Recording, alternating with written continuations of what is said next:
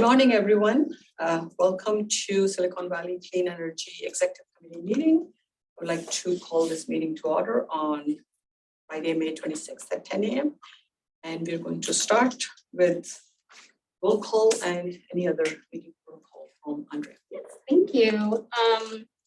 Any participants joining on our attendee side, if you would like to make a comment during the public comment period, please use the raise hand function. With that, I'll proceed to roll call. Chair Walia? Present. Vice Chair Mekachuk? Present. Director Tyson? Here. Director Klein? Present. Participating remotely, Director Rennie? Here. You all note that Director Martinez-Beltran is absent, but we do have a quorum. Thank you, Andrea. I would like to call public comments on matters not listed on the agenda at this point. Do we have it? I see no hands raised, Chair. We'll move on to consent calendar. Calling for approval of minutes of April 28th Executive Committee meeting. Any changes or comments? Thanks. No, thank you. I wasn't listed as attending because I was by phone and I was mobile.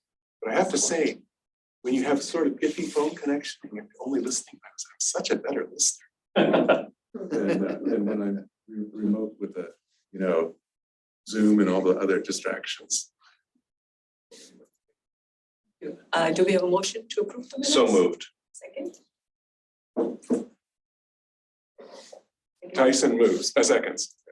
Thank you, Chair. Call for a vote. Chair Walia? Yes. Vice Chair Mekachuk? Aye. Director Tyson? Yes. Director Klein? Aye. Director Rennie? Yes. That motion carries. Thank you. We'll move to the regular calendar, starting with item number 2, an update from our CEO, Girish Chandra. Thank you, Chair Walia. I'm going to keep this short.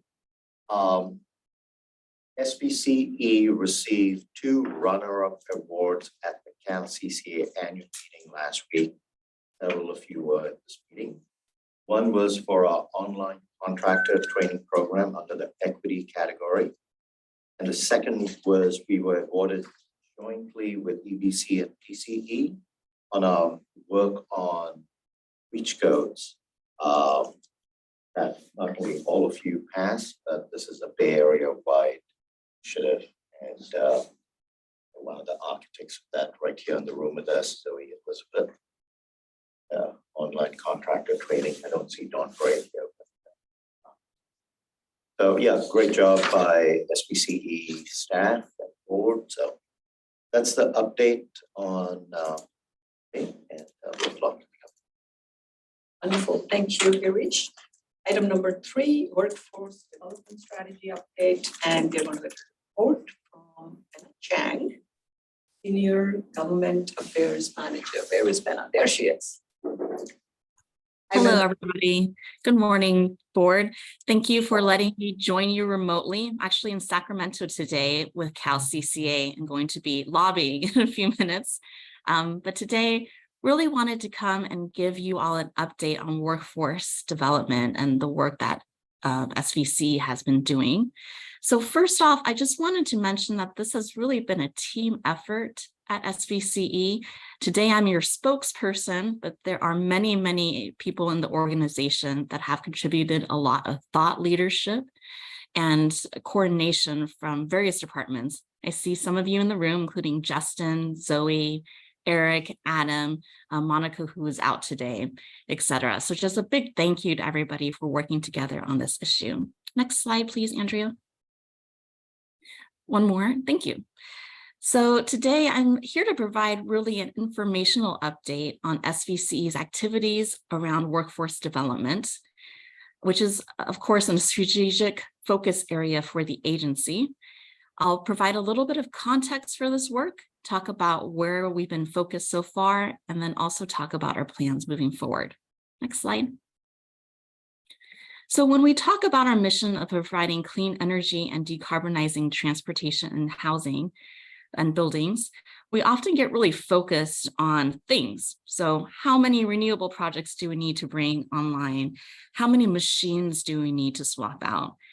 And what is missing from this conversation sometimes is really the fact that we need people at every phase of the energy ecosystem to really make this transition work. So this is just a graph showing some of the different kinds of jobs throughout the electricity ecosystem. For example, on the utility side, you need electrical engineers, construction workers, line workers to build and maintain renewable projects, and then the wire infrastructure that we need to get the energy to our customers. On the local level, though, you also need solar and EV charging station installers, electricians and plumbers to do all this work to install and to swap out equipment. Without a strong labor force at all of these levels and across all these different areas, we really can't achieve SVCE's mission. Next slide, Andrea. So we've recognized this at SVCE, the just important role of workforce development. And to date, our activities have focused on a couple of different areas. First, I would say on the demand side, we've been using our power purchase agreements and certain programs like the Future Fit Fundamentals home rebates to really spur demand. So my colleague Eric and I have been meeting with various stakeholders in the workforce development space recently. And one of the common challenges that these stakeholders have brought up is that there really needs to be a clear and sustained demand signal about jobs so that they can plan accordingly. For example, how many apprenticeship spots they should have, or what kind of community college programs and classes they should offer. So I think that's a really key role for SVCE, is to send that clear market signal that there's demand coming and that there are future jobs that are out there. On the program side, we have also offered certain programs such as the Future Fit Fundamental online contractor training. And then we've also provided information on our website, for example, for diverse supplier information. And these are really efforts to educate and train people. And then finally, because SVCE cannot do this work alone, we've also advocated at the state level for more funding around workforce development and better statewide coordination on workforce development strategies. Next slide. So to this last point, we recognize that SVCE's core expertise isn't necessarily workforce development, and there are many, many well-established players and stakeholders in this ecosystem. So this includes unions, the private sector, very strong educational institutions within our service territory, many community-based organizations, etc. We think this is really an opportunity for SVCE to identify strategic partnerships with these entities. How can we partner with some of the folks that are doing really good work in this space to supercharge their existing efforts? How can we help them identify and support new areas of training? What are the gaps that are out there today? So next steps, next slide. Thank you. At SVCE, we're really focused on just better understanding the workforce landscape right now. We're undergoing a process to understand the ecosystem and the stakeholders that are already active in the space. We'd like to continue doing the stakeholder outreach conversations that we've been having so far and really use that to explore potential partnership opportunities. Again, are there places where we could supercharge other people's efforts, or can we help identify gaps where apprenticeship programs or other community college programs could really serve to accelerate the workforce development that we need to meet our mission? We'd like to refine these thoughts over the next couple of months and come back to the board with ideas. This could be new programs that we want to pursue or additional budget requests. So with that, I'm very happy to answer any questions.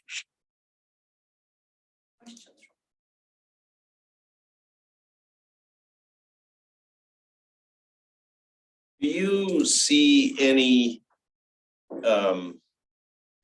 are we experiencing any constraints in any areas right now? Like, is this a limiting factor? Is it, how on a scale of 1 to 10, are we staring into the future and saying, this is what we have to deal with in the future? Or is this something that has more urgency than that? Maybe I could take a shot at answering this first, but there's a lot of expertise in the room, so defer to my colleagues as well. We are hearing that there are workforce challenges kind of across that ecosystem that I showed you before. So even when we're talking about the transmission needs or the distribution system infrastructure needs, we are hearing that labor shortages are starting to become a factor. So be that a lack of electrical engineers to do the planning to the actual people doing construction work. And then on the local level, maybe I'll start and Justin can fill in here too, and Zoe as well.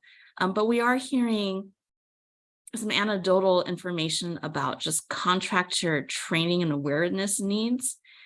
For example, if people are trying to put in heat pump water heaters or furnaces, we are hearing that contractors maybe aren't as familiar with the technologies, et cetera. So we feel like there is at least a retraining or a skill plus up that is needed in this space. But please, Justin, Zoe, Gurish, any other thoughts here? Oh, that was well said. I mean, I think that is what we've been seeing. We do have contractors who are going through our programs today and are able to install things. And so we know that there is workforce out there. But I think even in the near term, there's a sense and an understanding that more is needed or more would be helpful today even. And then certainly as we look into the future, even a little bit, if we're trying to get to twice as many installs or let alone, a 10x, we definitely know that more is going to be. Thank you. My next question is, are we doing this alone? And forgive me if I missed it, but what about the other CCAs? And it strikes me that this is a huge opportunity to work together and leverage whatever we do or others do so that we've got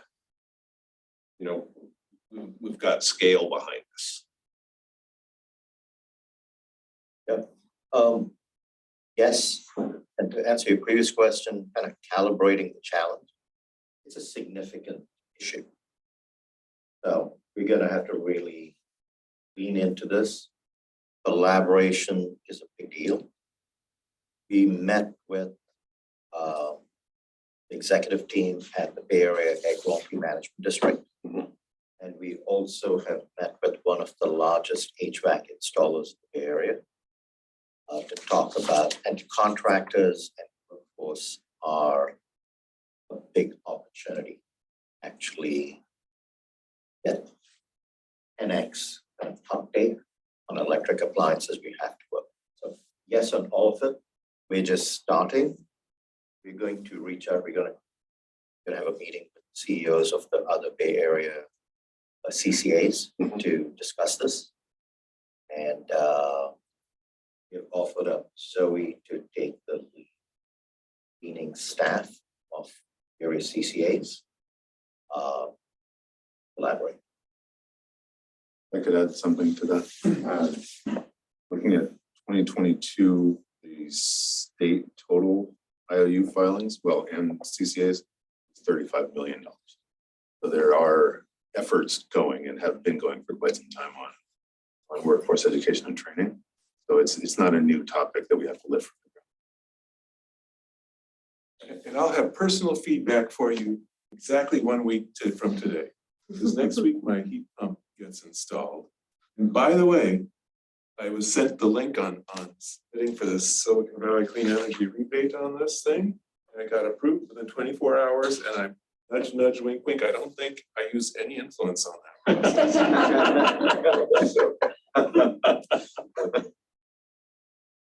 I haven't heard about it. Our board chair, thank you for your leadership and everything on that one.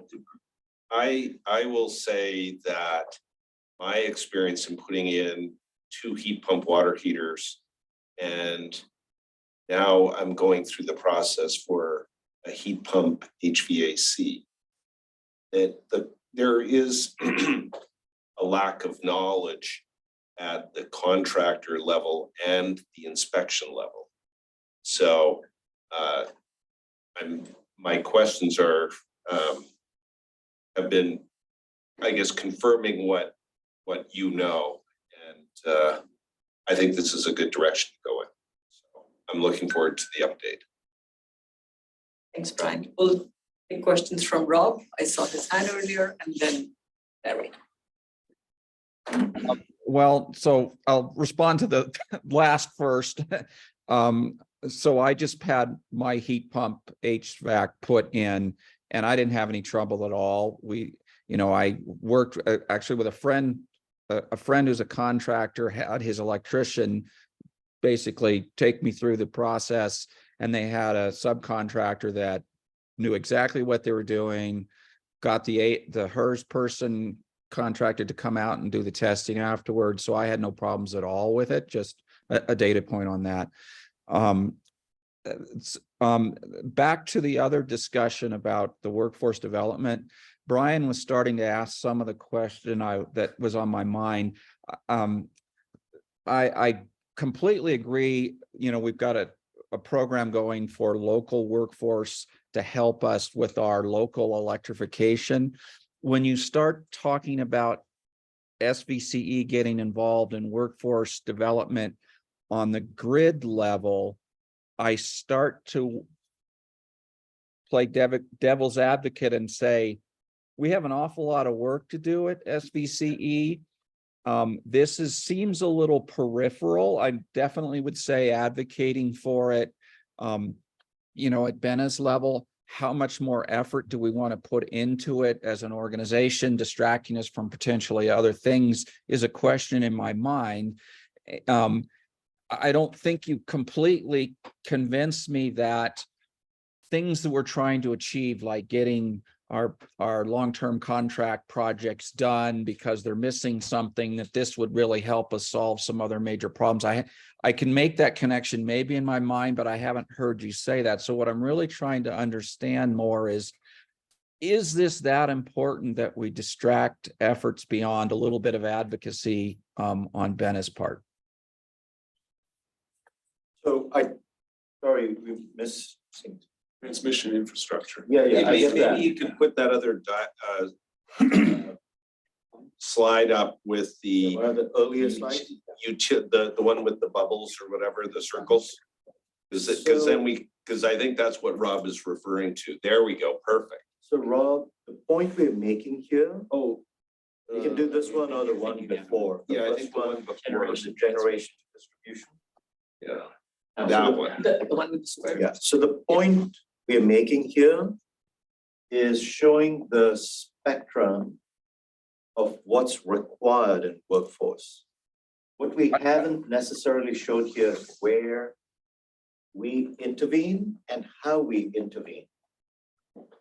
So where you said on the generation side, it's going to be advocacy through CalCCA, supporting legislation. So their workforce initiatives, when you think about offshore wind and the kind of workforce that is required for that, that's not something that we will be directly involved in, but we have to monitor it. So the point here is when we talk to you about the workforce required for the clean energy transition, we want you to see the entire spectrum of what's required. And then we can double click on a few ones which says, here's where we're just going to monitor and tell you what's going on. In some cases, we advocate. In some cases, we can actually make a difference. So for example, and this is a part of a discovery process, and this is not a one and done deal. I expect over the next couple of years, we're going to continue to talk to you about this. I'll leave you with one other point. Some of the ideas and thoughts we have about this are just very embryonic. Some, if more fully baked.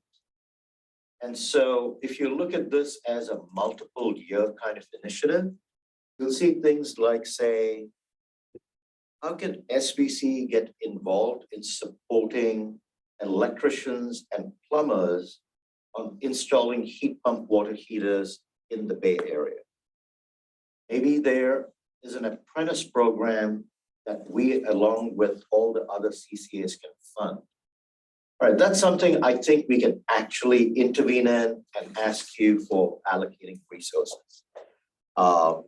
It could be something else on PPAs, power purchase agreements, and project labor agreements. We may want to introduce a preference use of PLA. That's more fully baked, and we could probably bring something like that to you in the next few months. Whereas an apprenticeship program, you're collaborating with a bunch of other CCAs, I'd say that's going to be more like a 1-year time frame. I got into some detail, Rob. Hope that answers your question. Yeah, no, I think I think what you're saying matches with what or leaves my concern, or matches up, taking care of my concern that, yes, I agree, local heat pump water installers, stuff like that. I was a little more worried that we were going to be involved in making sure people are trained to put in substation and transmission lines or things like that. And that felt like us going pretty far out of our area unless it was really killing us for some reason in some of our goals. So what you just said is exactly the way I would hope to hear it. That sounds great, Rob. So Girish, what I'm hearing is Rob's concern about, are we redefining our role, or what is the scope of that? And that's a great point, Rob, you brought forward to have that discussion and clear understanding for everyone. And I completely agree with monitoring it. The question was just how much of our effort do we get to the further away pieces about the grid, not about the local installation. Great. Any more questions, Rob? Mary. Sure. So I'll just follow up on what Rob was just saying. As we see, PG&E isn't the best in planning and that transmission. And yeah, I'll second what Rob says. I don't know. It's good to monitor. I don't know the way PG&E is looking from the wider transmission standpoint right now within the areas, whether or not they'll ever be on top of staffing that correctly. We haven't been able to even disconnect power from all of our old buildings around City Hall. Disconnected power should be the simplest thing possible for PG&E. And they basically gave us a 7-month runway to disconnect power, which they were able to pull into 2 months. But even then, a 2-month runway. And this is not the planning that's required for transmission of power and all that. So I do think that that's important. I don't know if that would ever be fixed or anything can really be done from what they're planning and what they're doing in a from a wider standpoint. That being said, I fully think that what we can do at the ground level for residents, for small businesses, the Future Fit program, fantastic. And I love the idea. Have we partnered with NovaWorks and so what they can do conceivably from a training standpoint? And then as far as the 100 people that went through the program, are we planning to do kind of a follow-up on, I see 2 possible things. One, are you actually utilizing the information that you learned in going through the program? And I see there's a whole incentive thing of, okay, you actually did installs, but just following up to see if they're actually utilizing that. And then have a headhunter sort of thing. Do you have other contractors that want to go through this program? Will give you a $50 gift certificate or something of that nature, just to kind of build this, because I think that is, one of the biggest issues in the long term as far as doing the final installation. If this, you see the curve continue to increase of people wanting to install, and that barrier of just people becomes a big question. I can maybe start by answering your NovaWorks question and then pass it on to Justin and team about the Future Fit fundamentals. But Eric and I have had several conversations with NovaWorks now. I think they're a great partner doing really interesting work. And again, one of the things they told us is it's very important to make sure that the demand is there. So they told me a story about how they worked a couple years ago on EV charging station training for their folks. And one of the lessons that they learned back then was, they trained people, but then there weren't jobs available. So they're really stressing to us how important it is to make sure that there are jobs and that we sort of get the timing right so that as soon as people are trained, they can flow very easily into jobs. But we're having ongoing conversations with them. I think they're a very key partner for us and would like to explore potential opportunities to work together more with them. But Justin, thoughts on Future Fit fundamentals? I think the only thing I would add is that, yes, we are looking at ways where we can keep kind of growing the population that is both enrolled in and has gone through Future Fit fundamentals, but also sort of taking action based on it, because as Ben has said, like training is just training, and if you don't start using it, then it's not gonna kind of stick. It's not gonna have effect. And so originally we just had some incentives for the contractor if they actually installed in their home, but we've been exploring other ways where we can kind of keep that going. I think the referral idea is another one that we can. Fantastic. And I think that was all of my questions. Wonderful. Okay, let's open the public comment period. We have a member of the public who would like to speak, Bruce Carney. Whenever you're ready, Bruce. Yeah, thank you very much. Some of you already know that I worked at Solar City in the early days when it was one of only 2 solar installation companies that had ambitions that went beyond a local service territory. Solar City wanted to be the #1 solar installer in the nation, which was vastly different from the business model that most existing solar installers had, which was much more modest, local, just wanting to make enough money to live a good life and to not have to worry about hiring and firing people. They wanted stability. If you imagine a plumbing outfit, water heater installation today is probably, I'm going to guess, less than a quarter of the man hours that they devote to unclogging sewer systems, repiping homes, maybe doing some lawn irrigation pipe work. And I think it would be very unusual to find a plumbing company owner that really wanted to transform their business into one that was focused on heat pump water heaters or even heat pump water heaters plus gas. It's a different business mindset. It may have different capital requirements. It probably has different focuses on labor force. I would imagine somebody who can install a heat pump water heater has a broader skill set than somebody who runs a snake through a sewer line. And when I think about energy retrofits, the only national company or the only company with national ambitions I can think of is Block Power. So there's just a real mismatch between the ambitions of the incumbents in the plumbing industry and the scale of the ambitions that SVCE and other CCEs have in mind.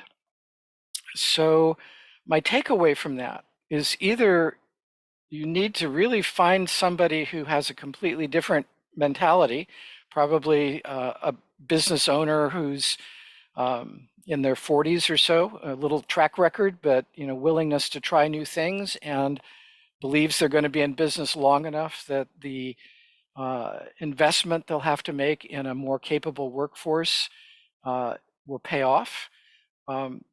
Or perhaps this is something that needs to be set up as a public agency, or with the public agency soliciting a different way of doing business from some incumbent plumbers. I don't think training is really the core of the issue. I think it's business ambition and perhaps access to capital to fund the rapid growth that we're hoping to achieve.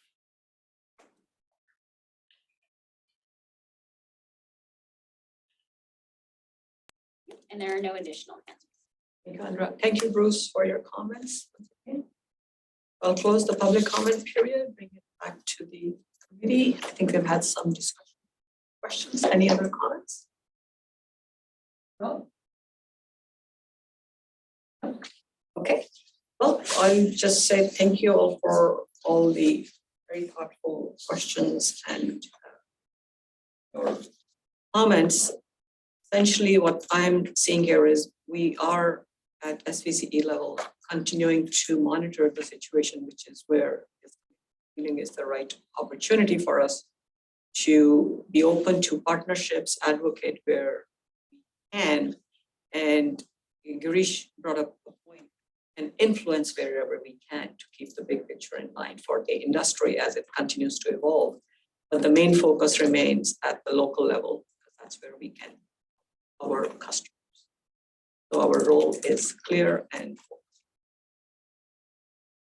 Okay. You going to say something? Okay, let's move on to item number 4, which is an introduction to 2024 strategic plan. It's a discussion item. And once again, we have CEO Girish Balajan. Thank you. So when I think about strategic plans and developing them, I don't think of this process as a straight line and a linear process. Don't think of it as a top-down only or a bottom-up only. I see the value of developing a strategic plan. If you think of the end, each of us at this table, board, staff, kind of see ourselves in that in some way. And I'd like for us to be directionally correct. That's basically how we want to spend our time. And obviously, at one point, we've got to cut off the process, capture, okay, this is our strategic plan, and then we publish it as a glossy document. But to me, that's the value actually comes from this kind of dialogue where the board feels comfortable. All right, based on what I know, based on what information you've provided me, I'm providing you good direction on where you're headed. And what may be giving you confidence about direction, yep, this is where we'll be going to head, will be different from, say, a member of our staff. They need direction on what's my next year going to look like? What's my work plan going to look like? So it's a combined kind of effort, and each of us will get different things out of it. And the idea is, if we're directionally correct, we have this dialogue going on in parallel with the board, staff in between, we're going to be good. And this is kind of the process that the board has utilized for the last couple of years. Given we have a couple of new members in our board, I may be. Let's go to the next slide. So here's an overall timeline.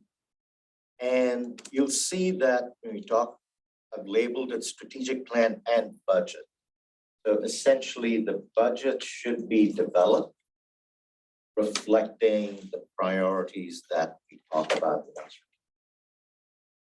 And we also want the priorities to flow into the CEO's goals and evaluation. So these areas are kind of combined. The next slide is going to be a framing slide.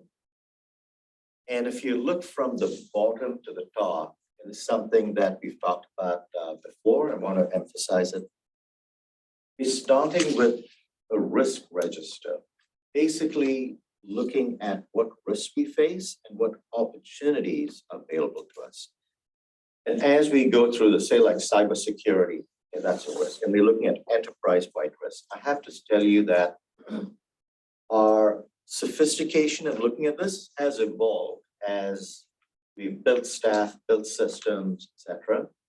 And so this year, and you'll hear more about this, and you've already heard about this from Amrit, we have all departments working on risk register and opportunities. So that's kind of where we'll really, we've seen this in different acronyms to talk about this, a SWOT analysis, for example. Different ways of doing it. We're calling risk register and opportunities. It's quite a discipline, I find, very good process. The next level is strategic focus areas, which is kind of what we'll talk about today. but they all are kind of aligned towards, as you go up the staircase, there's a budget and a mission. So every one of these areas are in service of achieving our mission. We can go to the next slide. Another framing slide coming up here because we use different terms. So on the left-hand side is the glossy document that we'll publish in October.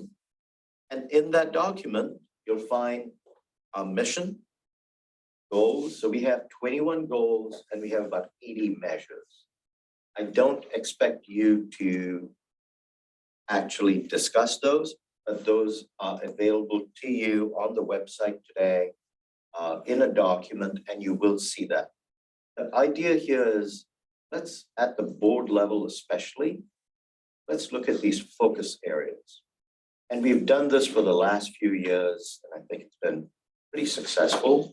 The sense of, okay, let's get about 5 focus areas. It's easy to keep in our memory. So let's move to the next slide. And they tend to be cross-cutting, right? So some of the bigger projects that we work on tend to be cross-cutting across departments. Useful for you to set my priorities. And then finally, these strategic focus areas we map. And I talked to you about these 21 strategies and 80 measures. We map these focus areas to that. So the intention here is every employee should kind of see a connection. Oh, if this is my work plan, I see how it connects also to our strategic focus area.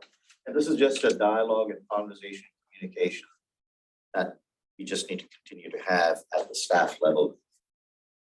All right, next slide, please. Here's our mission and the measure, which we've had in place for several years. I'm not thinking about changing this at this point. Next slide. Here are the focus areas we had last year. And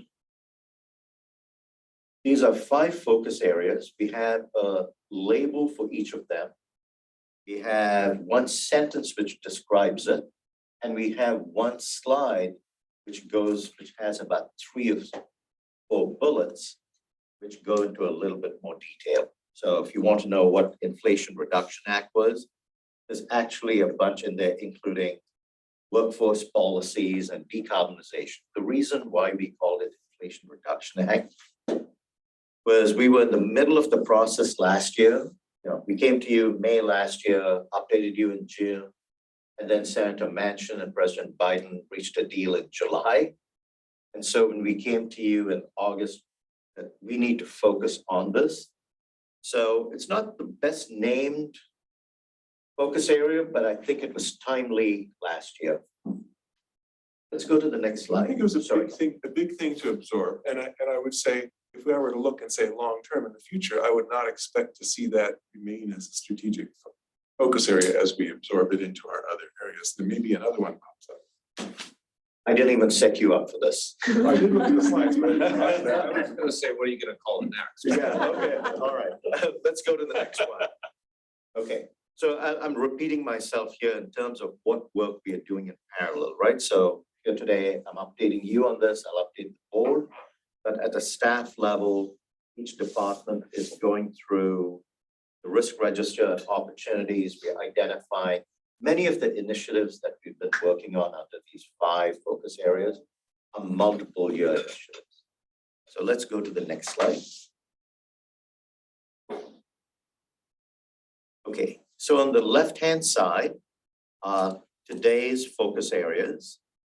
On the right-hand side are what I've just put in place for next year's focus areas. This is our first cut at it, open to suggestions and changes. So you'll see Inflation Reduction Act is not there. So we kind of combined 2 and 3 of customer base. So customer base had to do with direct access customers and trying to get more direct access customers into our load. And as of January of this year, we sent our first bill to Google. And we attracted Google's direct access loan in our deal this year. So we kind of are combining 2 and 3 into, you look on the right-hand side, accelerating building and transportation electrification.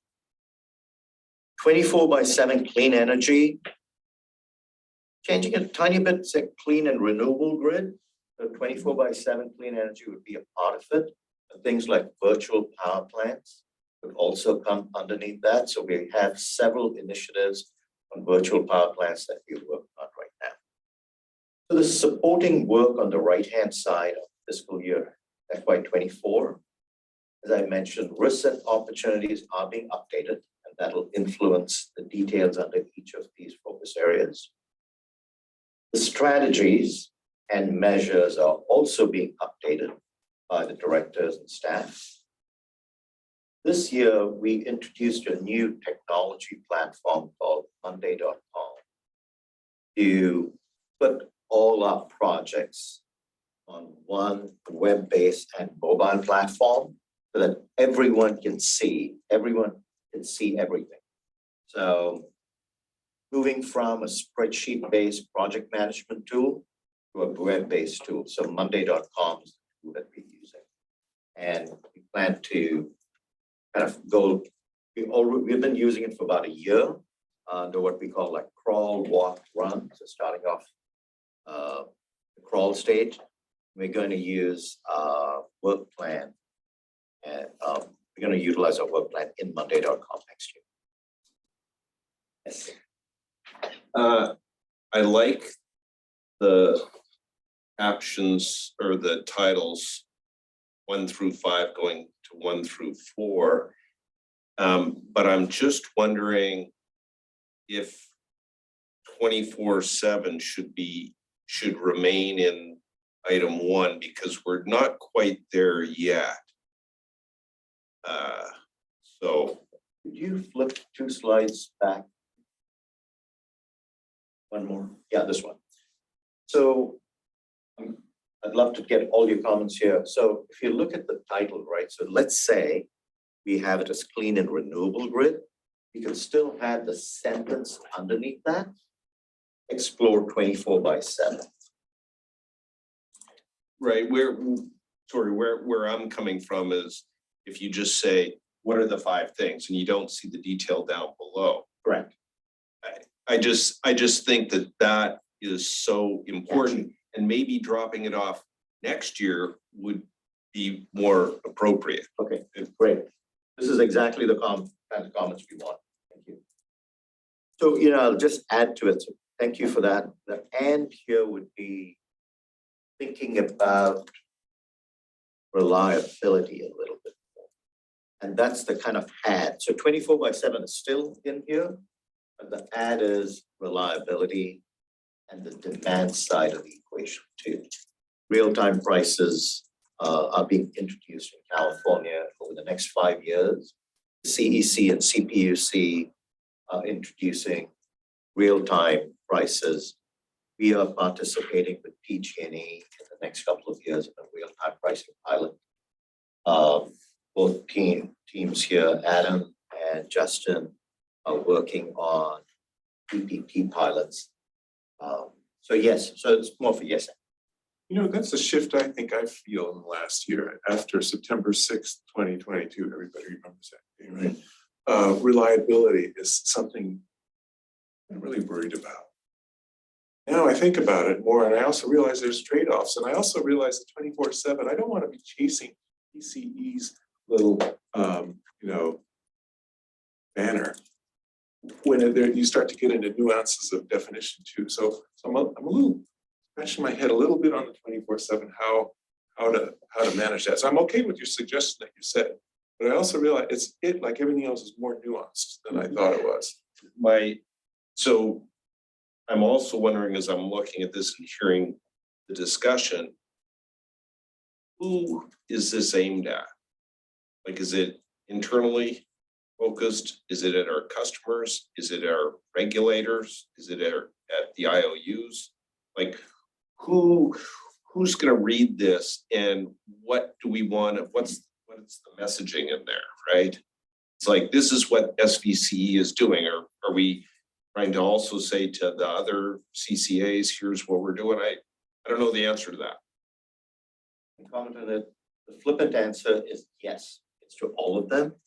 But I'd say the major audience is the board. Because frankly, just this discussion we've had in the last few minutes is the key.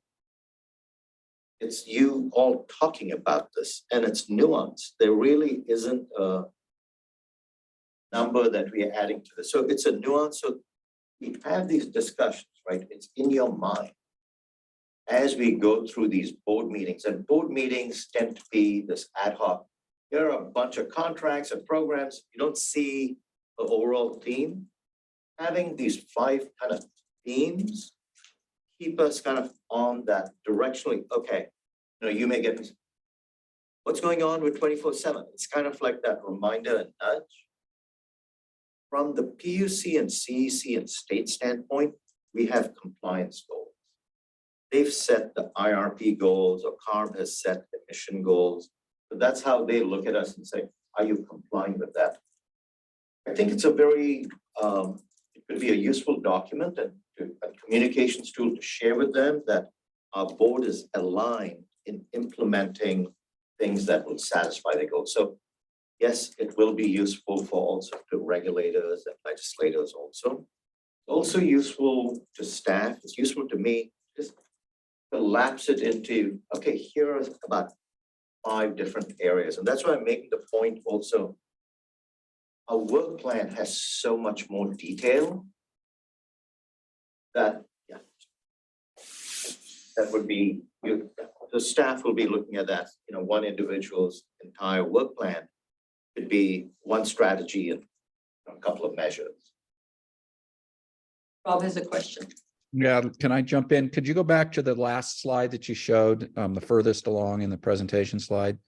So my first thought is, I do sort of like the idea of dropping the 24/7 off of the top category. I think unlike the last slide we just had, it could be one of the bullets in the subcategory underneath. And the reason what it said in this year's strategic plan was evaluate it, right? And the evaluation is really coming back that we're a long ways time-wise from getting to a 24/7 just because of the resources that need to be available and the amount of capital that's going to be needed to get to that. So having that as a top level goal, I think we've sort of learned it's something we want to keep working on, but it's not something we can achieve. I don't think we can get very far down the line anytime soon. So having it as a continue to work on, but not have as a top level sort of makes sense to me as what you've done here. I do worry that the clean and renewable grid title is a little too general.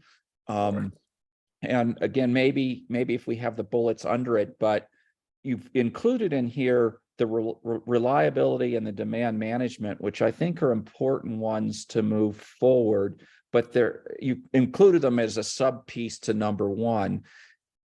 But I don't think if you just look at that title, they come to mind. So maybe we think about the number 1 title more. I don't know exactly the right answer, but these are my first thoughts on this. Rob, you are always on top of things. You don't miss anything, even when you are not in the room. So I made a mistake. Girish has a thought. I made a mistake. I said clean and reliable, but I wrote renewable. So number 1 should read clean and reliable grid. Okay. Sorry, I literally was looking at it and reading reliable. That's what I heard, right? So my dyslexic tendencies showed up over there. Rob, would that work for you? Yes, I think that's much better. You're right. The renewable was a very general word that didn't mean very much to me, really. It doesn't make any sense when you have the word clean. It's redundant. Yes, it's redundant. The third point I wanted to make on this was you removed the Inflation Reduction Act I think that it could have been retitled to something more like take advantage, make sure that federal government programs or other programs like that are fully taken advantage of by, and I think that's what we meant to do. And there's could be other ones that come down the road. So calling it inflation reduction didn't make any sense, but calling it something more like leverage and make sure that we take advantage of government programs in California. And I think it means pulling in programs that are not necessarily California based to make sure we help take advantage of them. So losing it in the 24 maybe doesn't make sense, because I think we continue to want to do that. How do we make it show up in what we do have there? Rob, great comment. Our thinking is it gets subsumed under finance. Under finance was leveraging our balance sheet and coming up with innovative solutions. We are expanding it to grant funding and other sources, so state and federal funding to come under finance. That's our thinking on where that aspect of the IRA would fall. Could we expand the title of finance? Because when I look at that, I don't know what most people do. The first thing I think is, well, we make sure that we're not going to go bankrupt. Maybe it's funding. It could be Oh. finance and something, or, but I think there got to be a better title. If we're dealing with titles, I always like to see a verb in the title, like finance. To me, it sounds functional. It sounds like it's a silo versus, and I don't know what the right word is, but I like accelerate building and transportation electrification. Maybe in number one, it's pursue clean and reliable grid, or advocate, or I don't know what, but having a verb in there, I think is helpful. And if you drill right down to the very bottom, it's like, who cares what's on the top? But if you only have 4 things to say, you better get the words at the top. Thoughts, feedback. There you go. Perfect. So Brian, you're saying anybody, even customer, goes onto the onto the clean energy website, all they have to do is look at the top bullets. These are the strategic focus areas. And the word will help clarify that. Here, what we are doing. I like that. Rob, are you good for now? Yeah, sounds good. I like Brian's comments. Sure. So first, I'm completely fine with removing the Inflation Reduction Act. That was a misnomer when the federal government declared it to begin with. It was never my fault that it wasn't the goal of that program. But I'm still wondering as far as this is concerned. So I have all the same comments about. Well, when I was initially going to add reliable to the first bullet as a third modifier. So I'm glad renewable is becoming reliable. And from a finance standpoint, that makes sense. I'm still wondering, number 2, in fiscal year 23, our customer base and electrification, I would think that would still be a goal going forward, and I understand building transportation electrification, absolutely. Customer base, to me, in exactly what you said about Google, it's focusing on some of the big businesses, and not that we shouldn't be focusing on everyone in our cities, but focusing on the big businesses that are conceivably potentially customers for us. And this came up in my Caltrain, we are on different IGRs. I brought this up in the Caltrain discussions this week, I think, all big blur. And one of the questions, or no, it was last Wednesday. But it was a question of it's Caltrain runs 3 counties. Where are they getting where are they getting their power from, and can they go to CCAs? And it's like, well, they don't even know what the rates, how much power they're going to use yet until they actually do the switch, and then they would negotiate with PG&E. There was nothing that prevented them from starting working with CCAs in each county. So there's a big ticket item that you know, it's 2 years out, but you have companies that are you know, it's like Applied Materials and Sunnyvale's new, you know, $4 billion investment that was just announced earlier this week. That's a big facility that'll be in operation by the end of 2025.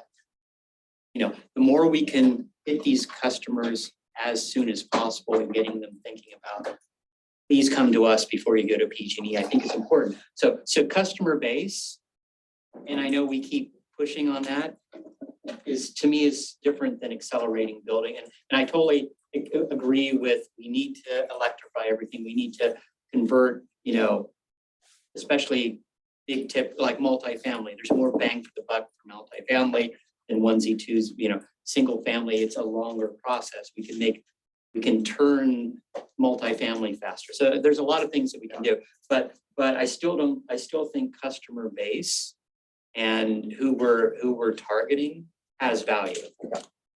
So if I may say, thank you so much for these comments, right? So this is where the value comes in of these discussions. So your point about large customers, we're going to provide service to all customers. But when you think of our revenues, 70% of our revenues come from our commercial industrial customers. Yeah. All right. A lot of that fund programs for our entire service area. It allows us to invest in equity-related programs. It allows us to reinvest in the community on resilience. So the point here is just talking about that. It's kind of nuanced, and even if it's an electrification of a large building that could fit under number 2, maybe something to take a look at. Customer base, attracting more DA load, thinking about our VPP programs and expanding those. Okay, so that's good to know. Do we have a feel for, and it's like, I think we always focus at least from my time on the board, focused on how many residents and that exactly that dichotomy of, okay, if businesses are our biggest revenue source, I never get a feel for how many businesses we're actually outreaching. It sounds like we'll have a follow-up update. Okay. And we do provide actually Justin's update today is going to be a program snapshot, which is purely an update on programs. Last year, our board chair asked for that, just saying, you have so many programs, why don't you just provide us an information update? So we'll provide you an information update on our CNI landscape. And that would be Adam Sullivan will do that in future meeting. And then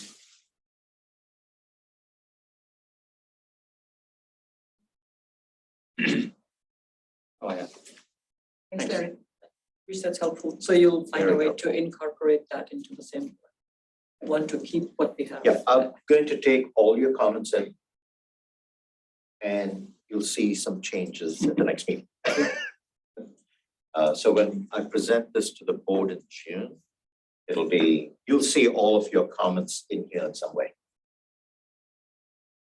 Wonderful. Any more Next. questions at this point, or we Yeah. can go forward? Yeah, it's just the next slide would be, sorry. So Girish, I have a question there. So back to the finance and the employee, keeping in mind what Brian was saying, you will include something within finance for all the grants, the state and federal level, so that it's self-explanatory right there. And then would you also take another look at the rating? Yeah, you'll see the changes, and not all of you will be satisfied with everything. Of course. We're just giving you feedback. That's exactly it. Yeah, I'm saying you're gonna look at that and, yeah. Perfect. Well, you've got different levels in mind. You went very spare in your wording. You're Correct. getting people adding stuff. So the next thing you know, it gets really big. And then now we need the bullets underneath to really explain them. And you're gonna have to sort that out. That's your job. That's right. Well said, Board Chair. Okay, Girish. Okay, the next is just back to our timeline over here, and it actually feeds in very well with the next presentation that's going to be made. Have a budget update. That's all I have. Thank you very much for your. Thanks, Girish. I open this item number 4 for public comment. Andrea, No hands raised, Chair. thank you. Bring it back to the committee. I know we've had a discussion. Any other thoughts?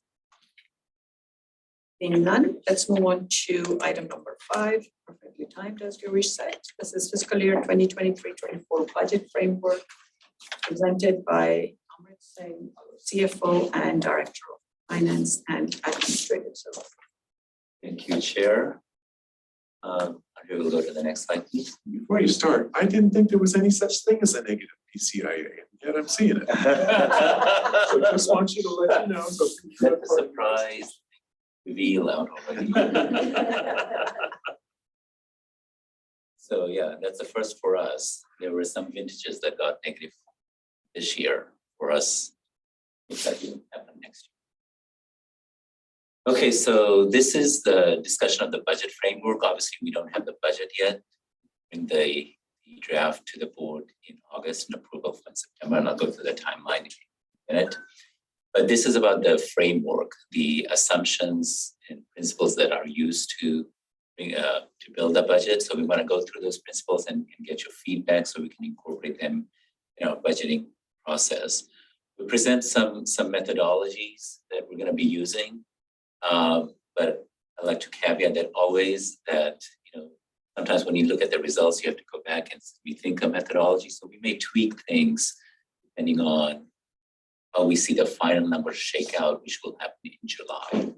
That's when we do the final update to our budget. So the main areas I'm going to walk you guys through today is revenue modeling, and you'll see a lot of tie back to our discussions at the last executive committee meeting where we talked about the stress test. That the biggest uncertainty there is PCI and PG generate, which affects our revenue, and how we're going to account for that uncertainty, budgeting and planning process. We'll go back and talk about reserve targets. Again, this is from the last discussion of stress tests. And then we'll talk about the decisions that the committee and the board has to make in weighing various objectives we have. How much customer discount to give, how much to build towards our reserves, set aside for reserves for the contingencies and risks we face, we talked about it in the last meeting.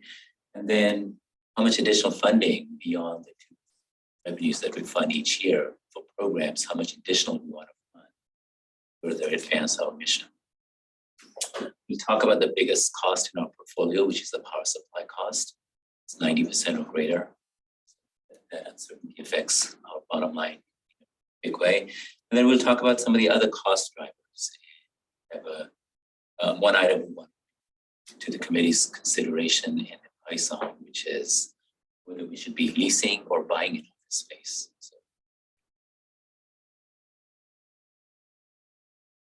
So slide, yeah, you're good.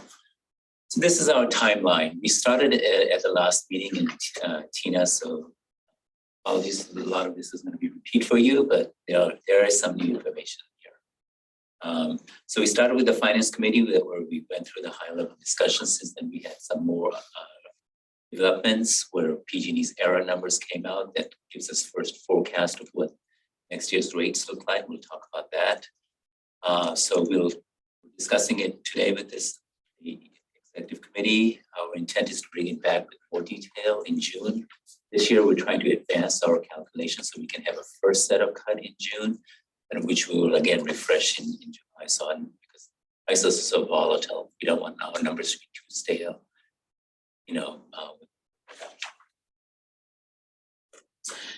So yeah, we'll do that. We'll bring it to the finance committee in August. We'll turn around very quickly the feedback that we get from the finance committee, and we'll present the draft budget to the board. And that's when we want to basically get all the feedback from the board members of the budget, so that when we get to the September 13th meeting, everything is signed and settled out.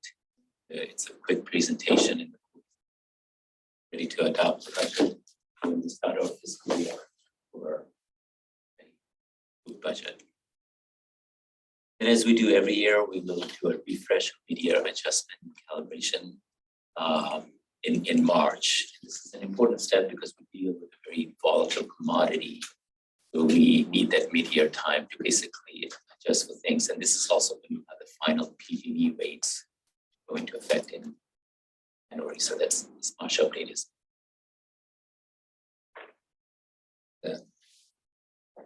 Next slide. So I'm not going to spend much time on it because Grish explained this very well in previous meeting discussions. So this is obviously the third step here in achieving our mission.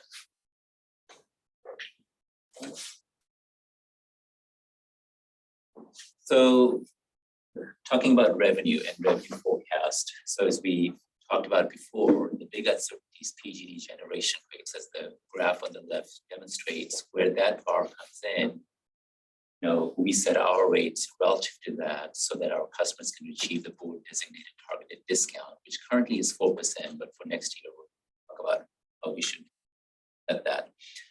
But we set our rates, which is the blue box there. This is a system average weighted, because each customer is on a different rates class and they pay their rate. But on a system average basis, we're charging about 14 cents a kilowatt hour. But we set it such that inclusive of that rate that customers pay to us, plus the PCIA, targeted 4% discount relative. Obviously, PCIA went bigger, blue box shrinks. PG&E bar generation rate comes down, our revenue shrink, vice versa. And more headroom to charge more or grant greater discounts or fund our programs and all the initiatives. So last week, PG&E issued what's called the ERA forecast, which is the first indication of what their forecast of 2024 their generation rate and PCIA rate. And what's important to note is this rate will be updated by PG&E in fall. And the CPUC normally will adapt based on that final forecast that PG&E makes. The final rates will be adopted in late of the last meeting in December. The rates to go in effect in January. And until that time, we have a lot of uncertainty. Our budget will be set before that time. So we don't want to use the ERA numbers right now that PG&E has given us and say we're going to base our revenue forecast based on this number. The power prices are very volatile, and I'll prove that point very quickly based on when PG&E set in rates versus what prices are today. So we want to, obviously we're going to be setting our budget in July, which is when we will forecast our power supply cost. We want the same set of prices, which again affects revenues and power supply costs, same set of prices used to drive our power procurement cost estimates, drive our revenue costs. So how do we do that? We use a third-party software vendor that we've been working very closely with and some model. This is actually a CalCCA sponsored model called NewGen model. And we've been using their model. We use it on a weekly basis to keep track of how our rates are updating, inform their risk oversight committee of projections on us. So we're going to use that model, but we want to calibrate that model. We said, hey, let's see how that model does. Now that we have PG&E ERA forecast numbers, how well did that model do in actually predicting the numbers that PG&E issued? We go back and use the same vintage prices that PG&E used in the ERA forecast. So we did that, and I'll walk you through that. Go to the next slide. But first, I want to show what the ERA forecast, PG&E's ERA forecast looks like compared to our current rates. So on the left is our current system weighted average rate. The ERA forecast actually looks very good. And part of the reason is PG&E's used market prices as of 3/27, time when prices were relatively high. then they've come down. So when if these rates are very good, finally they would prevail. Because it's a win-win for us in a sense that PCIA shows to go negative from close to 0.3 cents a kilowatt hour to negative 0.6 cents a kilowatt hour. Quite a big movement. So what that means for our customers is actually that the rate that they would pay actually go down, while our headroom opportunity to charge rate be competitive at our targeted discount level actually can go up. So this is one of those rare moments where we could raise our generation rates by 3.5% and still give a 4% discount. And our customers would pay lower than what they were paying right now with a negative PCIA. That's what the slide shows. But again, this is the snapshot of PG&E era forecast as of 3/27 when they based their calculations. Now let's go to new gen model. Again, this is calibrating to PG&E's era forecast. When we calibrated the model, we went back and used the 3/27 prices and plugged it into the model. You can see there's an error rate of about 3 to 5%. Why 3% on a headroom basis, 5% on a PG&E gen rate basis. So it forecasted PG&E gen rate to be 5% higher. And our overall headroom, which accounts for PCIA, that base is about 3% higher. So again, a very good model, publicly available information to try to estimate what PG&E's rate will be.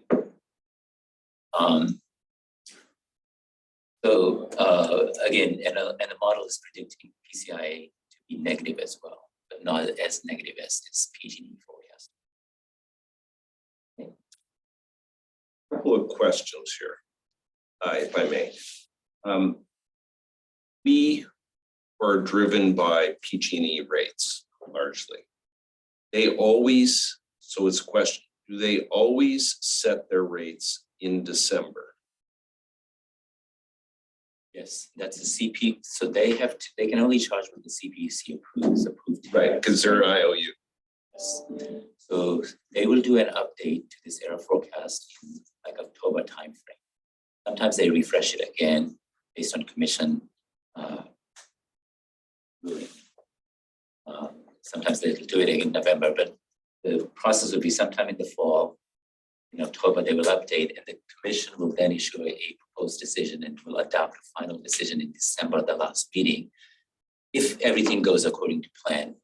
Not last year, but the year before, they were delayed in that proceeding for a while.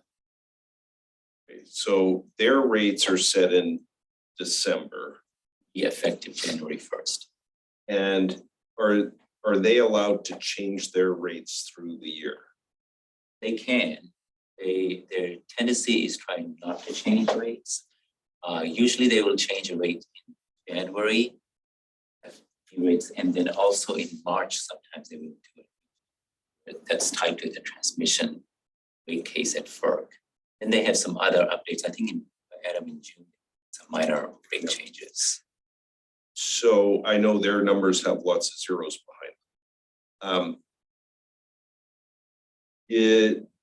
If they change their, sorry, let me back up. They set their rates that are basically going to be going through the year. Our spending is a function on our programs is a function of where we think we're going to be relative to their rates. What we've got room for. Yeah, our budget.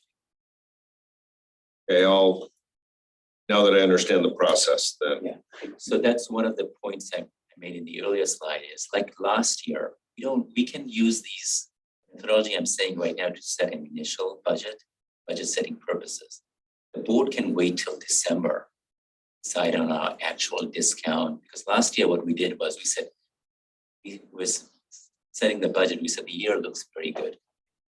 We have a lot of uncertainty. We don't know what the rates will look like. Let's wait. Let's set a 2% target for budget setting purposes, 2% discount, but we'll revisit in December. When December came, we actually refreshed to the little mini refresh. We said the year is looking actually even better than when we set the budget. So let's increase our discount by additional 2%, so 4% overall customers and 1% additional discount to Carefairer customers. So affect overall our discount. Some discounts giving is like 5%. Then we decided to increase our programs funding by another 19 million. Why, I remember that whole. So I'm recommending we do the same thing for that very reason. This time around, we can revisit in December when we'll have more certainty. We won't know the final rate for weeks in December because it still is subject to CPUC meeting, which is likely happening after our board meetings, but we'll have pretty good indication by that time. George, I think you had.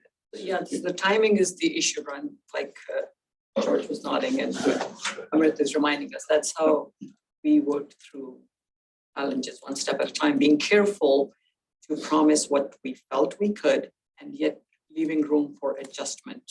I get it. I'm going somewhere completely different. But I won't. That's a deeper discussion, but anyways. Okay, thanks, George. If PG&E changes, adjusts their transmission rate, that has nothing to do with us. So we are not affected by that. Sometimes they'll do gen updates in March to some proceedings that they may be lingering on. Is that a pass through? If the transmission rate changes, does it just, is that a pass through PG&E? Yes. Yes, our customers pay PG&E's transmission use. But that doesn't move the needle that much yet. Actually, it does. This year, the numbers that PG&E is proposing is significant. So when you say move the needle, moves the needle for customer, and they look at the total bill, it does move it quite a bit. As George said, it's not our bill is different. And the T&D side is expected to go up significantly, given all the transmission that is expected to be built, get us to a clean and reliable grid. And the distribution grid is also going to be upgraded. So, Oh, I know where I was going. Does PG&E, do they, we say it differently, how hedged are they on their generation costs? They're fairly well hedged. We don't have insights into that. So that's why Region Model makes an estimate, publicly available information, and we don't have insights into them. But I know, having worked there. Right, let's take a question from Rob. Maybe he can help even with your question. Rob. Mine was slightly in a different direction. I'm going back to the model you're using. You're calibrating it to PG&E, and I think you said you 5% off, so you calibrate the model based on 5% off from PG&E.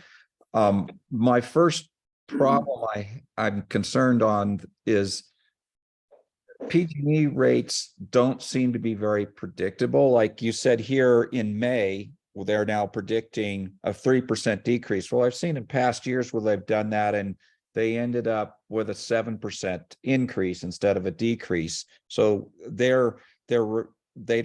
seem a bit crazy in how they decide to set their rates. Here you're saying, well, it's correlated to the forward market prices. And I didn't track what the forward market prices were doing over multiple years. I've seen PG&E rates, what they forecast in May is completely useless information unless it really was tied to the forward market prices. And all of this gets back to us calibrating a model to something that seems like garbage to me.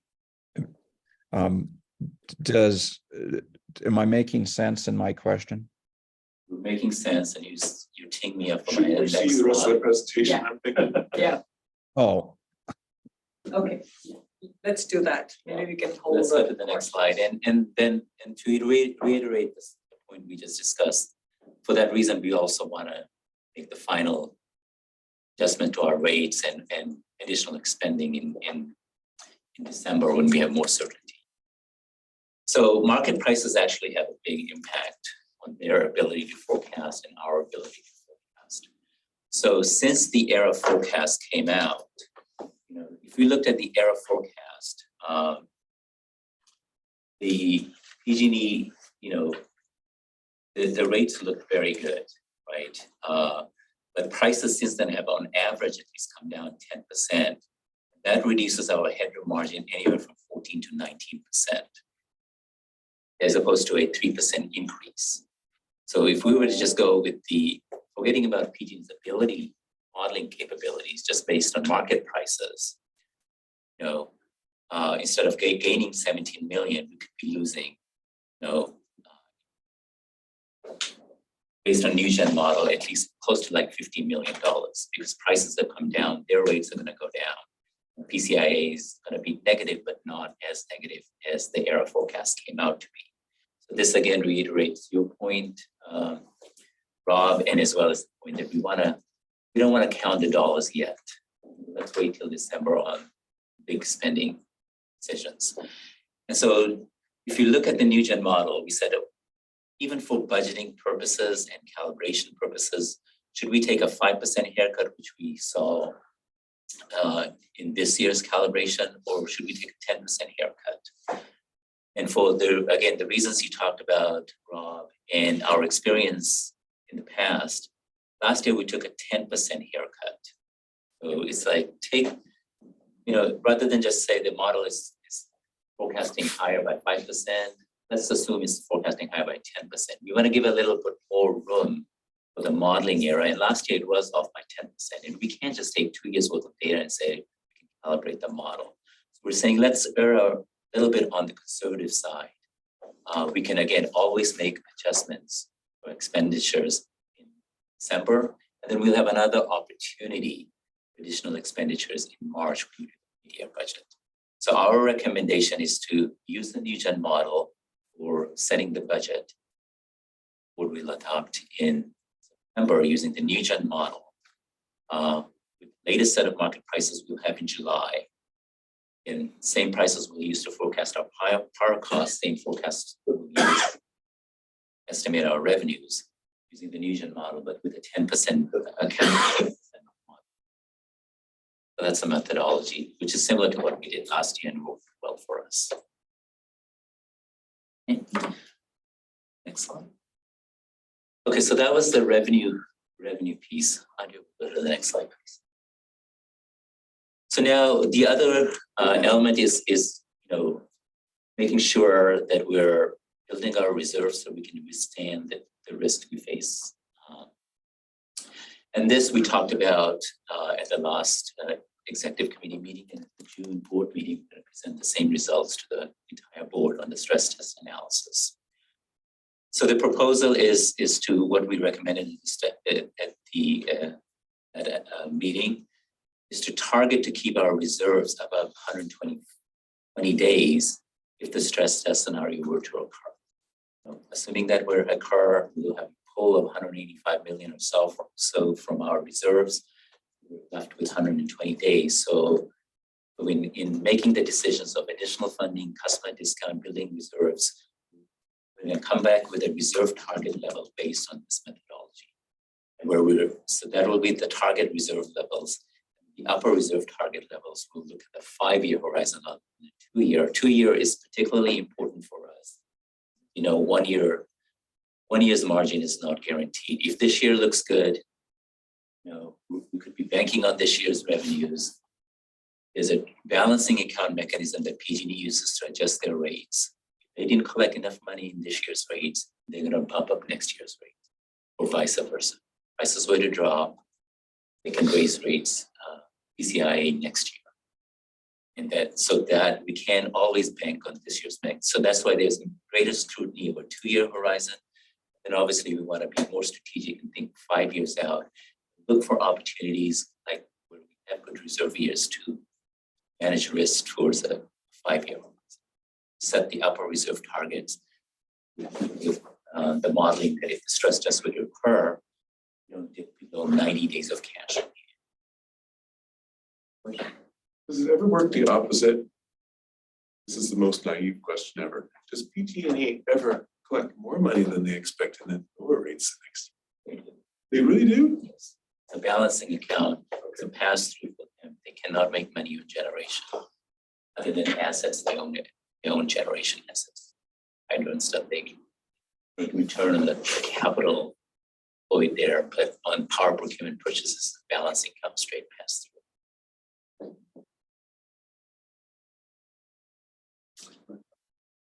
Some of that goes Yeah. into operations, right? It's not just, it's passed through, but a percentage is allowed for operations. No? Or is it complete pass through?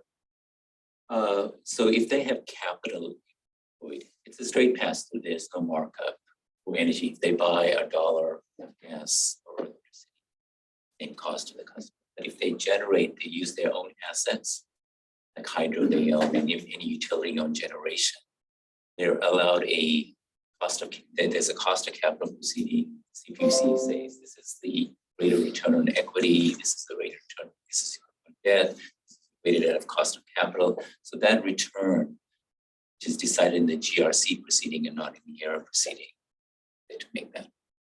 There is some markup for what they're generating.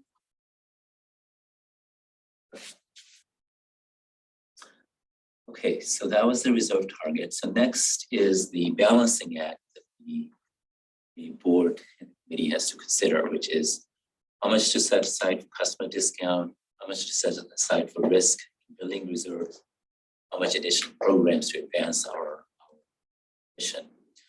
So, you know, as always, our priority is to provide competitively and high valued services and products to our customers. We are, in a sense, a cost of service based organization where once we don't need our operations meet reserve targets because we want to be around to provide the valuable services to our customers. Also advance our decarbonization program. When it's not needed for these activities, we tend to pass to customers. We pass to customers in a form of discount, comparable PG&E rates. So the objective, so the balancing act now is, well, how do we balance all these objectives, right? So similar to last year, we will set a preliminary discount based on how the numbers look like. We'll engage in more discussion at the June meeting. Adam and Justin are working on programs, packages of programs that we could deploy, that could we can provide additional funding for to achieve those program goals, advance our mission. So we'll come to the committee with set of like a matrix. This level of program, this level of discount, customer discount, this level of set aside for reserves. You know what the implications are. We give some options, staff recommendation. Would ultimately will make that decision September, but likely we'll recommend December when there's more certainty. We'll go through that, and that's always the balancing act.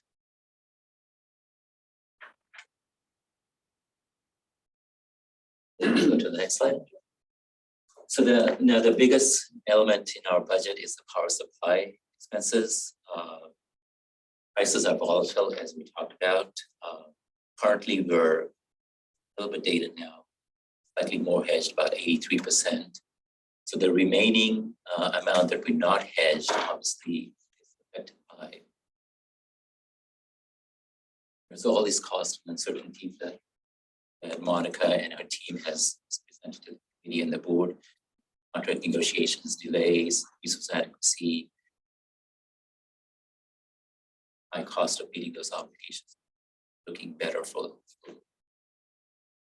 beyond this year. Our recommendation at this point is to continue with our strategy. You know, being 100% clean right now is pretty expensive. One free attributes are high prices, or RPS attributes are trading at very high prices. But given where we see our budget, we don't see there's a need to deviate from 100% clean goal. Stay that course. It furthers our mission towards So we're gonna, again, use the latest set of prices, come back with the numbers. Don't recommend any fundamental change in our procurement for budget purposes.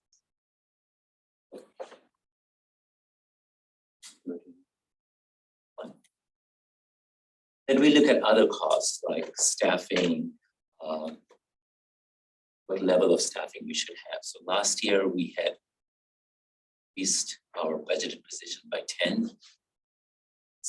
Each board meeting we introduced new staff. We've made a lot of improvements in hiring thanks to efforts led by Kevin Armstrong, Director of Administrative Services is here. We've added 12 new positions. We still have 5 remaining vacancies. But as you know, our programs area is growing and expanding. There's a lot more effort required in that area. So Justin and Adam and the team are looking at additional staffing that may be needed in these areas. We'll bring those proposals. And the other element is the salary adjustment, cost of living adjustments. Last year, we used a 6-month rolling average Bay Area CPI. Recommending we target to do that. Obviously, we look at the reasonableness of that number, but currently, as of latest 6 months, that number is at 5.48%. And then any additional increase merit will bring that number for the committee and board's consideration. And of course, there's always CEO discretion applied. You don't automatically apply those numbers. There are elements that go into the decision making, which is where the employees pay as well as market range, performance, data buyer, and so on. Make a comment, CPI, we were talking about this yesterday at my city council. It's just one measure of things. It's kind of what's going on with the local. I think 6 months ago, I would have said the labor market is very high, very, very tight. Now I don't know what to make of it. I don't know what to make of the tech layoffs. So I'll just be alert to see what you propose when we get closer to it. Let me just add, we are looking at basically expanding our toolkit, so to speak, of what kind of options we may have to attract and retain employees and make this a great place to work. So if you know, every year we've kind of looked at it. So we're thinking about some, and we'll bring that to you. We're not teed up yet, but just note that we may be asking for some new resources. And we're also looking at all of your cities to see, because you've been in this business for a lot longer than we have.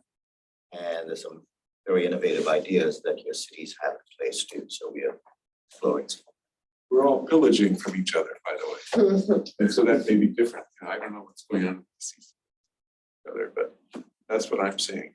I look over at Tina and say, haven't you got a planning director we can have? That's an example. She just retires within a couple of days. Yes, we are. That's what happens in CCA community too. Yeah. So we retaining is a big goal in our offering. Okay, so that's so that looks at be looking at, as Krish mentioned, comprehensively our benefits program as well.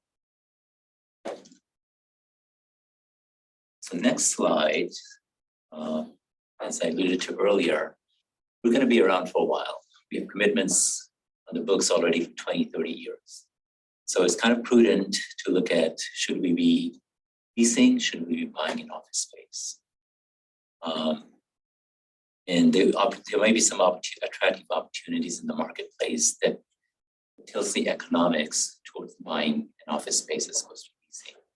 So Kevin has done some good analysis very quickly, and his quick analysis indicates, and the assumptions are listed on the slide there, what we're seeing, these are preliminary estimates right now on leasing as well as buying a space.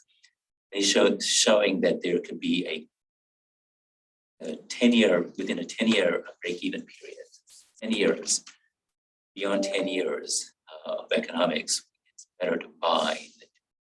We'll do more detailed analysis on this, but this is something we want to bring to the committee for your your feedback and recommendations. We're thinking we'll further do research on alternatives, but we wanted to also put on the table, forming an ad hoc committee with members exploring this option further. And again, this will also, we're growing. The space can be more conducive to a hybrid work environment where we, rather than a more of a cubicle type setup, we can have a more flexible and collaborative space that's kind of tailored for the outdoor environment. I wanted to open that up for some comment and suggestions. I'm generally in favor of this. I prefer that you move to a location where I can walk to it instead of Larry.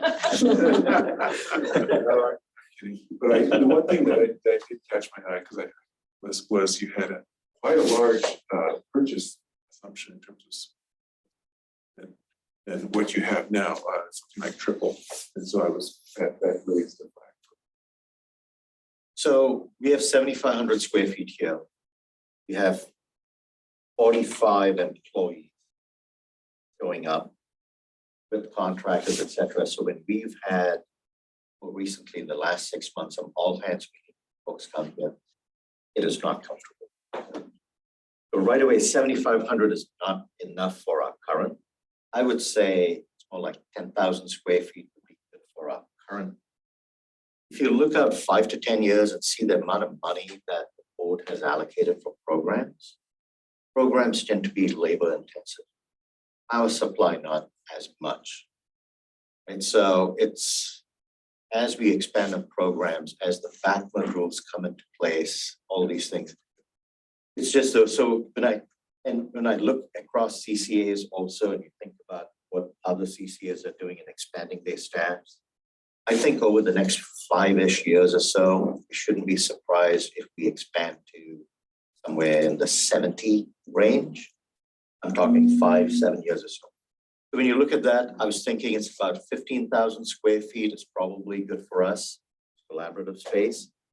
We put some buffer for maybe a demonstration space too, especially if you're looking at things where you want to demonstrate electrification technologies, especially when it comes to cooking. That's the thing that always comes to mind. That's right. It's everybody's favorite demonstration. Right. People aren't so keen maybe on demonstration for heat pump water heaters. But maybe they are. So it's just, this is just a placeholder. I think 20,000, yeah, maybe too much, but this is just our first cut and this is the thinking. And if I may just add one relevant data point. So Sonoma owns their building and also established their advanced energy center. And the main office building, which they've gone through the process of renovating and updating, is 14,500. So that's not counting the advanced energy center, which is additional square footage. So this is in the ballpark of what we're looking at size-wise, and we think it makes sense just to start at that number. Larry, didn't Sunnyvale enter into a interesting arrangement for your city hall? Yeah, so, and this is, I was going to get there as far as. Oh, okay. Yeah, so Sorry. we can talk about that, but so from a city hall standpoint, we just opened our LEED Platinum Net Zero City Hall. Operations is paid by department, so the utility department pays their space. Nova Works, federally funded. It has space and it's actually utilized so that if 10 years, 20 years, we actually need additional staff space, that federal funded location can kind of move out of City Hall.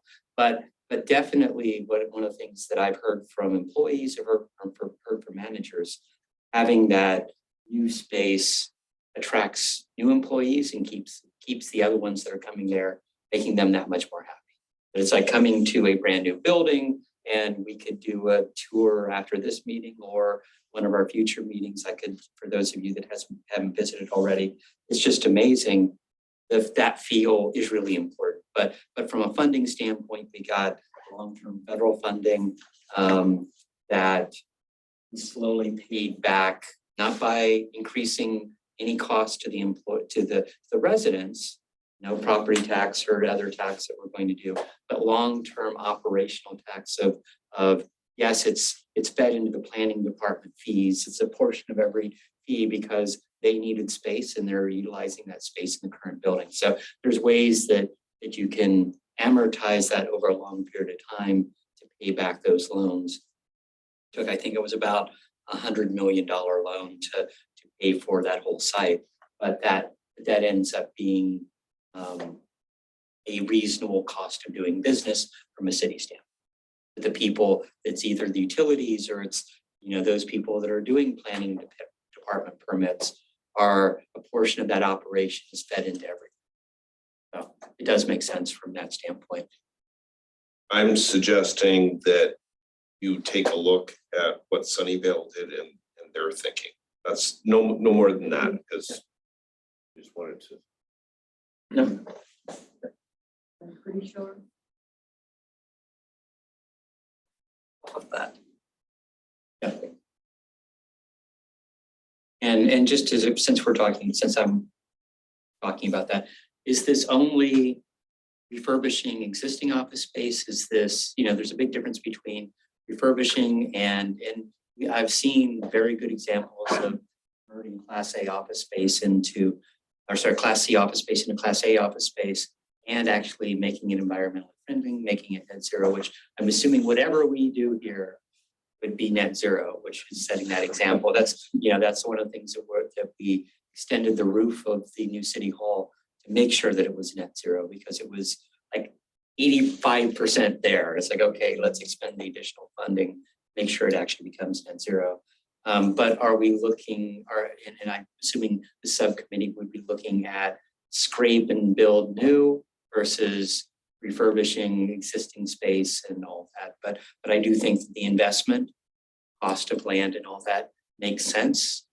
Whether or not it's now or it's 5 years from now, whatever, SVCE will be here for a long time. And I do think it makes sense in the long term for the operation of SVCE. So I'll leave it at that.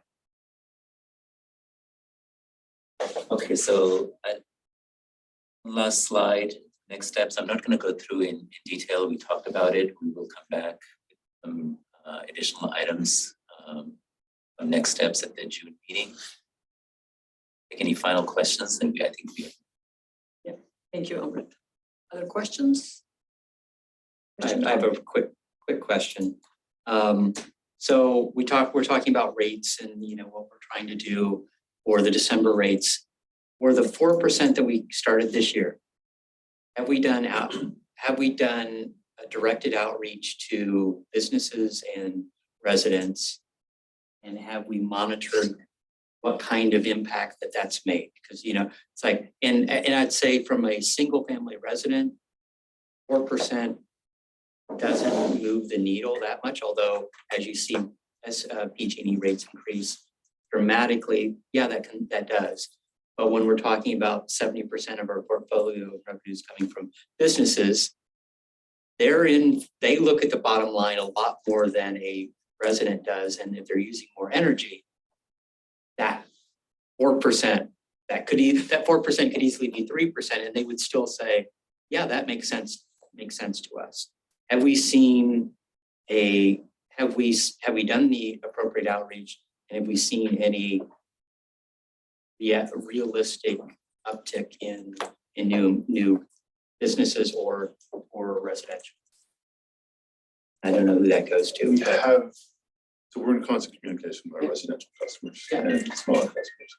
I mean, it's not really our customers, it's potential customers. And that it's great that we can say, you now pay 4% less than PG&E to everybody that's part of our portfolio now, but it's the potential portfolio that I'm asking about. Okay, no, we have not reached out to DA customers. And as to, which you'll see shortly with the CNI conversation, not today, but there's a lot. We're building a lot as far as our value proposition to the larger DA customers. And that I don't want to just knock on the door over and over again. So to come to them with holistic approach. Some of our large customers we have checked in with, that are our existing customers. You want to update, here's why you're with us, here's what we do, and you know, remember. That's all good. Just remember, but I'm waiting we're planning a larger roadshow. T&I focused with program updates, the overall discount, great options, and it works. It is important. I remember Don a year or so back saying there were some customers that reached out and said the CCAs are more expensive. But that wasn't the case for us. We were always good. No, there's no reason for you to change. Cheaper than PG&E and better product. It is important. C&I customers. I totally agree. I'm just looking at, I don't want to lose this opportunity while we're definitely 4%. Who knows where we'll be next January? And so I see we have six more months to sell that. And that to me is a big thing. We still might be at 4%, but or better. But for now, to me, it's let's strike while we still have time. Anyway. Just to wrap that up, we are actually relaunching our Watts for lunch, and we'll be bringing in Watts. We'll be bringing in large customers to talk, and that's something we'll be invited TA customers as well. Okay. Yeah, so we'll take a look at that, and you hit on an important point, which is focusing on the large customers. Just have fewer large customers, and so it becomes the same question can be posed to residential customers who are not part of our mix staff. And so it's just a matter of like how much effort does it take to bring folks in. So we'll take a look at it for SMBs, there's small, medium businesses, large customers. I know the question has also come up about residential customers. So we'll address that too.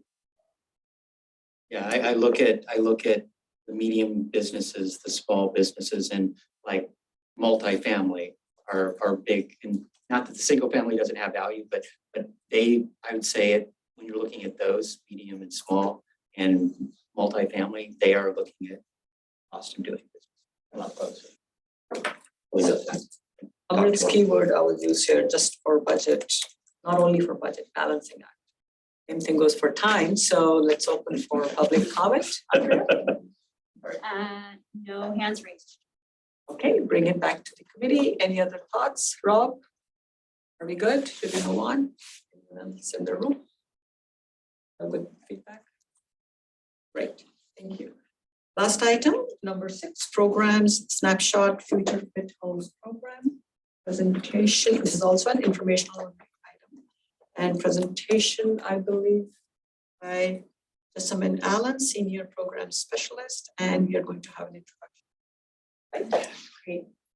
Thank you. So today's program snapshot, as usual, is an opportunity for us to share with you some of the programs that your communities are seeing, and also give you a view into some of the design decisions that we're making as we're going through our design process. Today's presentation is on the Future Fit Homes program, which we launched a little over 6 months ago. And we've made some changes and added some new elements to the program. So I'll turn it over to just program lead. Thank you, Nupur. Good afternoon, everyone. Excited to share this update on our Future Fit Homes program. Next slide, please. So a quick overview of this initial phase of the program is that we're currently providing rebates for heat pump water heaters, heat pump HVAC, as well as panel upgrades, pre-wiring for future electrification, and removal of the gas meter. So we expanded our rebate offerings to support whole home electrification and also help customers prepare for future electrification. Single family homes, ADUs, and small multifamily properties are eligible for these rebates. Next slide, please. So we wanted to provide an update on the timing of this program and the progress of these of our incentives. So the new suite of incentives went live last fall, and we took learnings and feedback from the initial group of customers to update the program. And in January, the marketing and outreach really kicked off. So today we'll be sharing an update on the uptake of incentives, as well as a recent development to increase uptake for our income qualified rebates. Next slide, please. So we're happy to share that we've had strong interest in this program. This chart shows the number of rebates for kind of 4 of the different appliance options. And this includes the number of rebates that have been claimed and are currently reserved. So out of a larger program budget, we carved out approximately $2 million to go towards incentives. And approximately $1 million is currently reserved, and already 170,000 has already been claimed through completed projects. So we're continuing to see heat pump water heater upgrades. I think all of these are, natural gas to heat pump water heater conversions, and we're also seeing a lot of heat pump HVAC and pre-wiring projects. And while not shown in this chart, we have also had customers remove their gas meters, and we do offer because we do offer incentives for that. In future updates on this program, we can provide more detailed breakdowns of where these participating customers are, what circuits they're pre-wiring for, and more. We are collecting a lot of that data, and so we're just in the process of kind of parsing it and figuring out how to present it. Next slide, please. Wait. Question on this one. When are you recognizing when these applications come in? Is that this isn't when it's paid, this is when it's when the application is approved, correct? Yes. So all the dates are when the application is approved. And we allow people to reserve the funds for 120 days, and they have the option to extend because we know some of these projects take longer. I don't, off the top of my head, I don't know the current kind of average time to until the rebate's claimed. I think it's on the order of 2 months. That's usually the kind of window customers are dealing with. So we can also provide future charts on that distinguish kind of the number of rebates and amount reserved versus what's actually being claimed. I'm just wondering where I fit into some of these buckets. So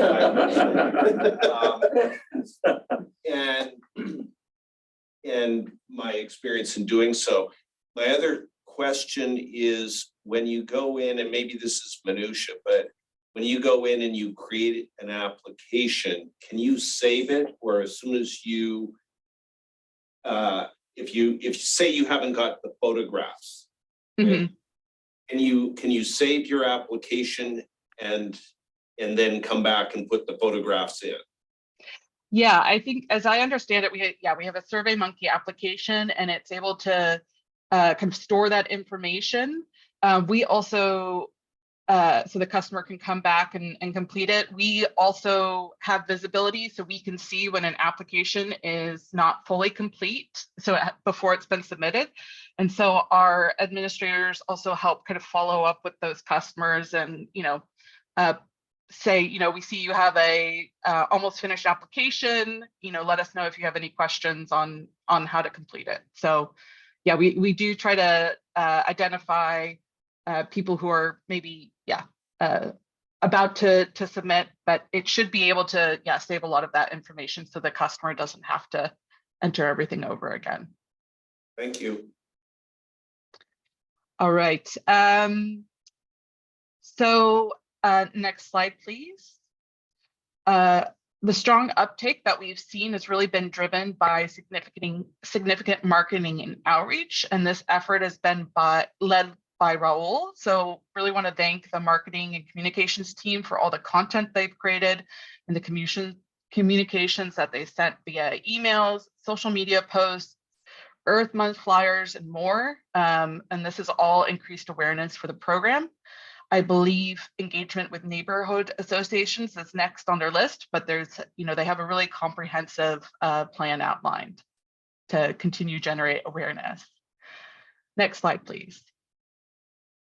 Also excited to share that we have recently made our income qualified rebate adders more accessible. So under our program, income qualified customers can receive an extra $1,000 per measure as listed in this table. Previously, we've used Caravera enrollment as a low income indicator. And so now we've adopted a more inclusive definition of low income, one that also aligns with other income qualified programs.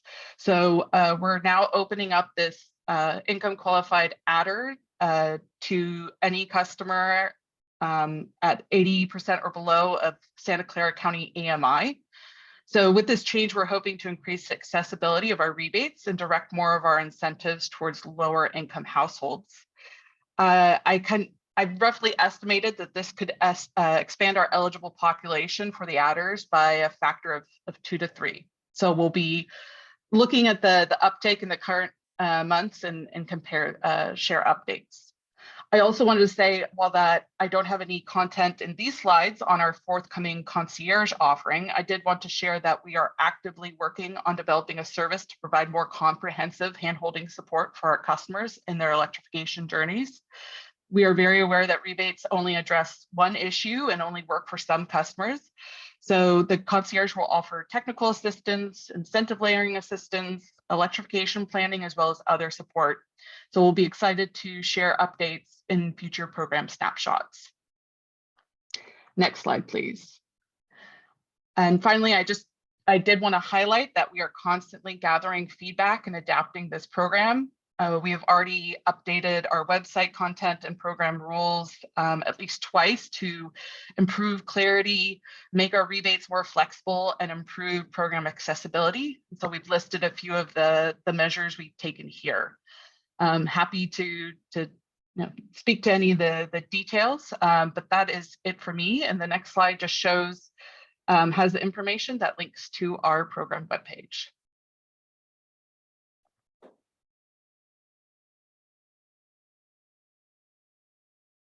Yes, I mean, thank you, especially for that last point. Constantly improving websites for access to our residents. Of course. Complex information and help them when we are trying to help them. So it needs to be simple and clear. Questions? Open up for public comment. Hands raised. Thank you. Close it. Comments. No, I think I mentioned earlier, and I don't know that you were on, Justin, that I'm a recent customer of this and went through the process. I already had the photo handy because I needed to do it for the early assessment that I had. So it was a snap. I did it all at one thing and I got my turnaround very quickly.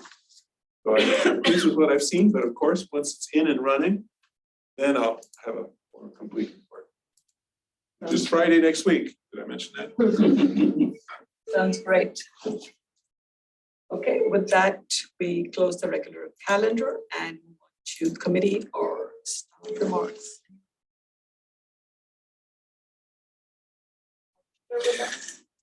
I'll make a comment. I, as well as several other board members, attended the Cal CCA meeting last week in San Diego, and it was phenomenal. I just learned so much. It was so valuable. And it was a bit of fun too. We had a dinner there. It was good to meet the staff and converse informally. I thought that the session on Friday morning was phenomenal, where there was a beachside conversation in a room with Alice Reynolds, who's the president of the CPUC. It's pretty rare to have her speak, and she's highly restricted in terms of ex parte communications. So that was really good. And then following that session, the other one immediately afterwards was unbelievable with the COO of CAISO and then a representative Spiris from the California Energy Commission. Correct. Yes. and others. I was disappointed that I missed the wind, offshore wind presentation and discussion and the infrastructure discussion, but apparently that was a little bit less than, what's the right word, positive, because the main problem I took from the session, took from the conference was that we need more clean energy available, clean electricity to buy. There's a shortage there. So anyways, I just wanted, if the opportunity comes up next year for board members to attend, I would encourage the other board members to attend. And thank you for the invitation. And let me just echo, I had the same exact reaction. And if you ever find yourself on a simulation team where you're buying and selling energy, try to get on Rob Reddy's team because he's the most cutthroat person there. He's quite proud of it too, you can tell by looking at it. But it was really very valuable. And a lot of networking opportunities, as well as just hearing directly from experts. I think it really opened my eyes, just as Brian said. At least I didn't sell my battery and buy dirty gas base load.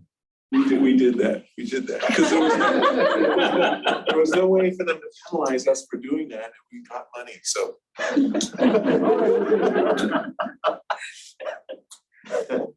Sounds like quite a special conference. Other committee remarks?